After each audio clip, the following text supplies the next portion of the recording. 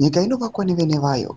A nation is built by its people, and its future is ultimately shaped by their collective will. Sara vina mashuko buda chinzi Zimbabweans predict coup. But was subscribe or like on the bill. I continue to move down chinzi.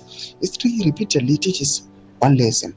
No leader, regardless of power, wealth, influence, or authority, can successfully govern indefinitely against the wishes of the people. Leaders may hold office, command institutions, and control resources, but lasting legitimacy comes from public consent, not from power alone. A nation of millions cannot be expected to remain silent forever when its aspirations, concerns, and democratic rights ignored.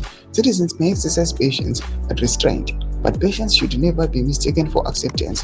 When people feel excluded from decisions affecting their future, they will inevitably seek ways to make their voices heard through civic engagement, public debate, elections, and other lawful democratic processes. Across the world, history is littered with examples of leaders who believed they were indispensable. Some commanded powerful militaries, controlled vast state resources, and appeared politically untouchable. Yet, many eventually discovered that authority rests on a fragile foundation when it is disconnected from the will of the people.